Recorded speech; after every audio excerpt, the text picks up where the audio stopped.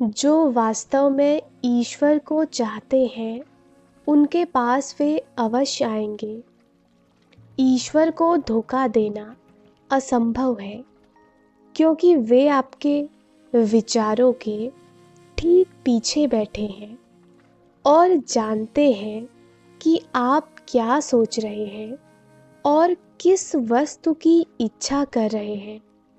यदि आप अपने हृदय से वास्तव में संसार का त्याग कर दें और ईश्वर के साथ आंतरिक संपर्क का प्रयास करें तो वे आपके पास आ जाएंगे। परंतु आप यह निश्चित रूप से जान लें कि आप केवल उन्हें ही चाहते हैं और कुछ नहीं। एक बार आपके हृदय में उनको पाने की इच्छा स्थापित हो जाए तो वे अवश्य आएंगे। जीवन केवल ईश्वर के संपर्क, उनके साथ वार्तालाप करने के लिए होना चाहिए। इसीलिए जीसस ने कहा था, फसल तो वास्तव में प्रचुर मात्रा में है, परंतु श्रमिक बहुत कम हैं। जीसस के शब्दों पर विश्वास करें, जिन्होंने सत्य को जीवन में अपनाया। क्या हमारे लिए ईश्वर परायणता का इससे बड़ा उदाहरण कोई और हो सकता है?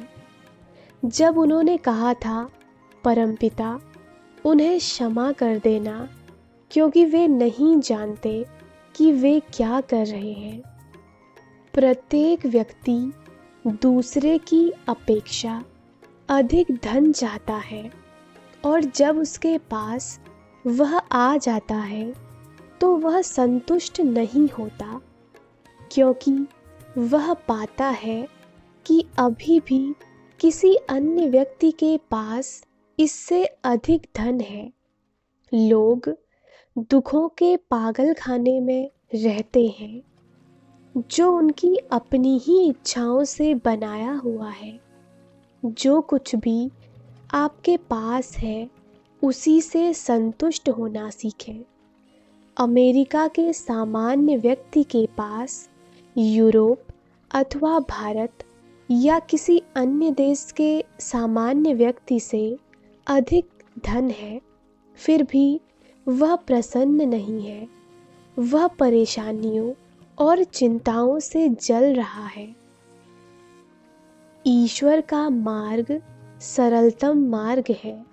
सर्वोत्तम यही होगा कि सर्वप्रथम परमपिता के पास जाएं और उनसे पूछें कि आपके लिए क्या श्रेष्ठ है। जब आप यह जानते हैं कि वे हैं और वे आपकी प्रतीक्षा कर रहे हैं, तो आपको क्यों तुच्छ वस्तुओं में अपना समय व्यर्थ करना चाहिए? क्या आपने ईमानदारी से यह देखने का प्रयास किया है कि परमपिता आपसे बातें करते हैं या नहीं? ईश्वर समस्त मानव मात्र से बातें कर रहे हैं। आपके मन को आकर्षित करने के लिए इससे अधिक वे और क्या कर सकते हैं? मैं नहीं चाहता कि लोग ऐसा सोचें कि वे केवल दूसरों के प्रवचन सुनने अथवा पुस्तक पढ़ने से आत्मानुभूति प्राप्त कर सकते हैं। उन्हें उसका अभ्यास करना चाहिए जो वे पढ़ते और सुनते हैं। घर में बैठकर व्यर्थ की बातें सुनने से तो अच्छा है मंदिर अथवा चर्च में जाना, परंतु मंदिर चर्च में आपको अपने अंतर में उन्हें अनुभव करना चाहिए और आपको वह प्रविधि जाननी चाहिए जिसके द्वारा आप उनकी विद्यमानता को अनुभव कर सकते हैं। भावुकता और बौद्धिकता अनुभूति प्रदान नहीं कर सकते।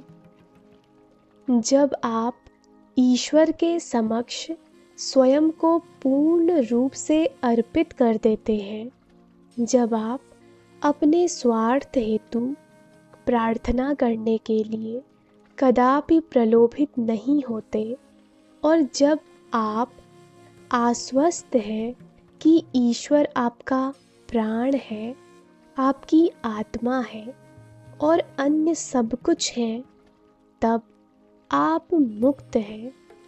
सोचें, अब से कुछ दशक बाद हमारी यह विद्यमानता एक स्वप्न बन जाएगी और मेरा यहाँ बैठना और आपसे बातें करना भी उस स्वप्न का एक भाग बन जाएगा। बीते समय के सभी महान गुरुजन मानव जाति की चेतना में स्वप्न बन गए हैं, परंतु उन महात्माओं ने मोक्ष प्राप्त किया है। जो कुछ हो रहा है उसके प्रति वे सदा सचेत हैं। कितना विलक्षण स्वप्न है यह जीवन। और फिर भी जब आप अपने शरीर पर अब दृष्टि डालते हैं और देखते हैं कि यह किस प्रकार जीवन से स्पंदित हो रहा है, तो उस स्वप्न की वास्तविकता से आप पुनः पूर्ण रूप से आश्वस्त हो जाते हैं।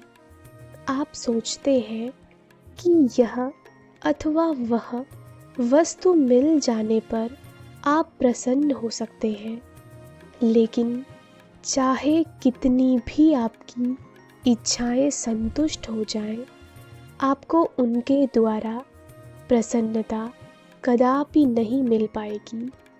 जितना अधिक आपके पास है उतना अधिक आप चाहेंगे। सादा जीवन बिताना सीखें। उस पुरुष का मन पूर्ण रूप से संतुष्ट है जिसकी इच्छाएं सदा अंतर की ओर प्रवाहित होती हैं। वह पुरुष उस अचल समुद्र की भांति है जो अपने में निरंतर समाती हुई अनेक नदियों के जल से सदा परिपूर्ण रहता है।